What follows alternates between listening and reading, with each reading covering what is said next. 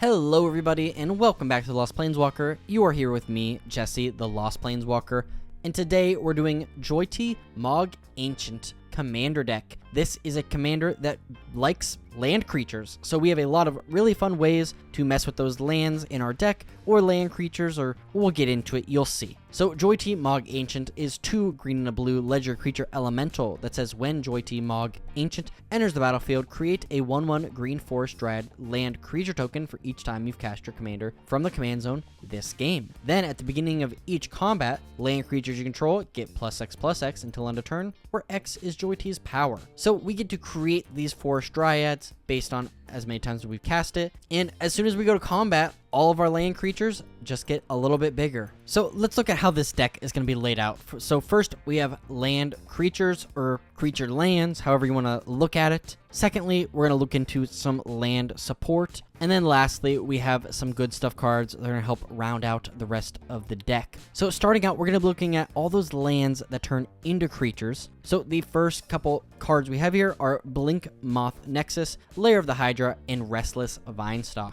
Blink Moth Nexus is a land that taps for a colorless 1. This turns into a 1/1 artifact creature with flying until end of turn. It's still a land. Then for 1 and tap, target Blink Moth creature gets +1/+1 until end of turn. We're probably not going to be worrying about that last one there, but being able to make a 1/1 flyer that's still a land is pretty good. Lair of the Hydra is a land that says if you control 2 or more other lands, it enters battlefield tap. It taps to add a colorless, then for X and a green. Until end of turn, Lair of the Hydra becomes an XX green Hydra creature. It's still a land. X can't be 0. And finally, Restless Vinestalk is a land that enters battlefield tap. Taps to add a green or a blue. Then for 3 green and a blue until end of turn, it becomes a 5/5 green and blue plant creature token with trample. It's still a land. Very cool way. Now, all of these, like the rest of them we have in the deck, you're going to have to pay mana into versus some other things we can do. So this is kind of a last-ditch effort, but it's good to know we have a ton of land creatures in the deck. So next up, we have turning creatures into forest lands or making forest lands. So we have Ashaya, Soul of the Wild, Dryad Arbor, and Staff of Titania. Ashaya, Soul of the Wild is one of my favorite all-time creatures. 3 green legendary creature elemental that says its power and toughness are equal to the number of lands you control. Non-token creatures you control are forest lands in addition to their other types. So this immediately turns all of our creatures right into forests, which is incredible because then Joyy buffs them all up. So a very, very powerful way to do so. Dryad Arbor is a land creature. You can play it as a land, and it's a 1/1. So very interesting card there. And then Staff of Titania, 2 generic artifact equipment that says equipped creature gets +X/+X, where X is the number of forests you control. Pairs very well with Ashaya there. Then whenever equipped creature attacks, create a 1/1 green forest dryad land creature token. So this, if it's equipped to Joyy, is going to buff it up, give all of our things a lot of power while making more creature lands in the process. So let's look at the rest of those land creatures here with Awaken the Woods, Cactus Preserve, Cavernous Maw, Dread Statuary, Fairy Conclave, Hall of the Storm Giant, Hostile Desert, Ink Moth Nexus, Lumbering Falls, Mishra's Factory, Mishra's Foundry, Mobilized District, Mutavault, and Tree Top Village. So this next category is much bigger and talks about all those amazing things we can do to our lands and just make them very powerful. But I would just like to say, if you aren't subscribed to my channel, please consider doing so. It would mean the world to me, so thank you. So let's start out by looking at the best land creature support that you can get here. So we have Embodiment of Insight, Sylvan Advocate, and Tatiova, Steward of the Tides. So Embodiment of Insight is 4 and a green creature elemental with vigilance. Land creatures you control have vigilance, and landfall. Whenever land enters battlefield under your control, you may have target land you control become a 3/3 elemental creature with haste until end of turn. It's still a land. Great way to animate one of our lands at a time, or if we have some other playing multiple lands per turn, a bunch at a time. Sylvan Advocate, 1 and a green creature elf druid ally with vigilance. As long as you control 6 or more lands, this and land creatures you control get +2/+2. A good way to buff everything. Then we have Tatiova, Steward of Tides, green,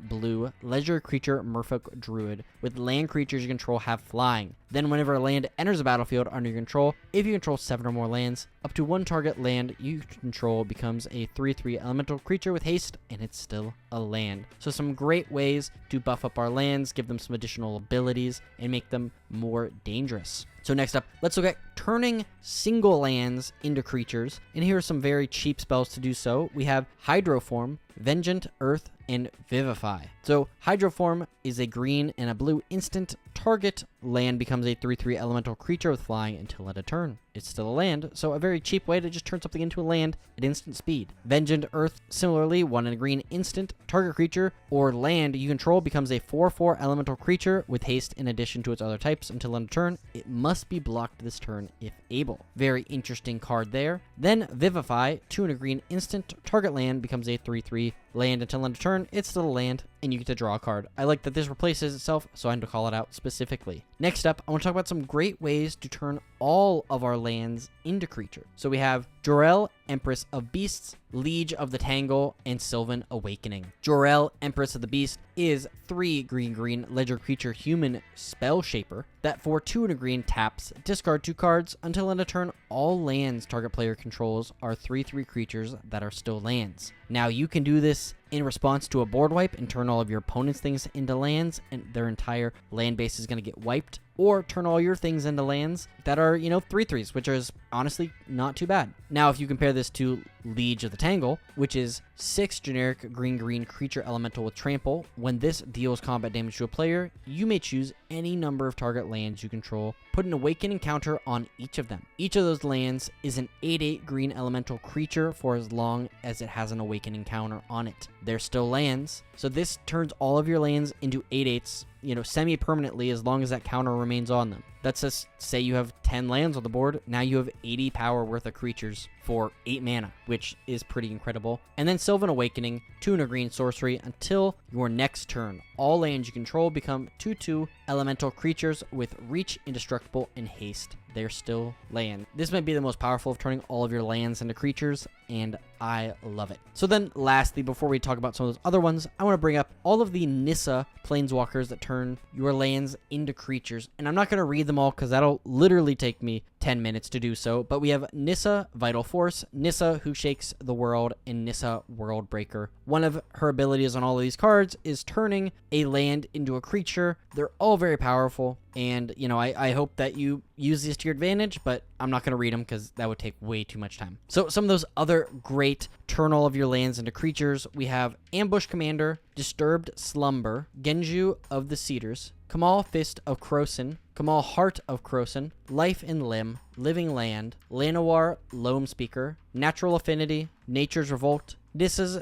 Zendikon, Corleone Druid, Rude Awakening, and Verdant Touch. So lastly, we have some good stuff cards to help round out this deck. And the 3 cards I want to talk about is Bitterthorn, Nissa's Animist, Ward of Bones, and Eudora, Grave Gardener. So Bitterthorn, Nissa's Animist is 3 colorless legendary artifact equipment that says Living Weapon, meaning you make a Phyrexian German attach it to this. Equipped creature gets +1/+1, and whenever equipped creature attacks, you may search for basic, put on the battlefield tapped, then shuffle. Just another great way to get more lands out of your library. We have the other cards that do that here as well, Sword of Hearth and Home and Sword of the Animist. But then we have Ward of Bones, which I thought was a really unique card that could be very powerful. It's a 6 mana artifact that says each opponent who controls more creatures than you can't play creature cards. The same is true for artifacts, enchantments, and lands. So if we are just basing our entire deck around land creatures, we can make it so, hey, if the board gets wiped and this is on it, nobody can play more creatures than we control, and all of our lands will only stay creatures during our turn. So nobody can ever play creatures, and we can just swing out and kill everyone. I think this is a very cool card to keep an eye on if you want to build this deck. And then Eudora, Grave Gardener, 4 and a green ledger creature, Treefolk Druid. Whenever another non-token creature you control dies, you may return it to the battlefield face down under its owner's control. It's a forest land. So notably here, I think all of those land creatures that we had up above, one of the bad things about them is if they die, just like our regular lands, we just lose lands, so we have less mana to cast things with.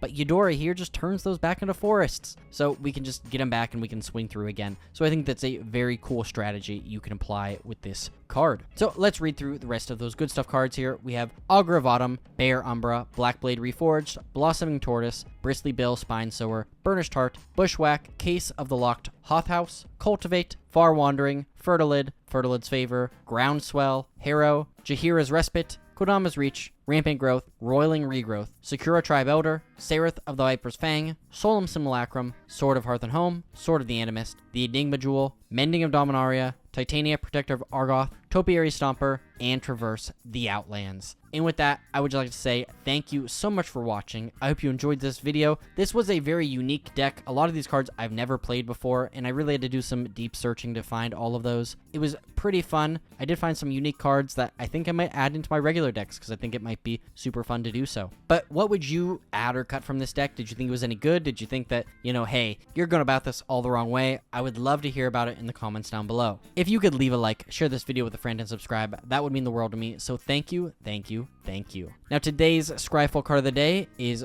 Orcish Cannonade, Crispy, Scarback, Load Another, Volcanic Ball, Stump Hobbler, Thurge, Orcish Captain. Thank you so much for watching, and as always, I'll see you later, Planeswalkers.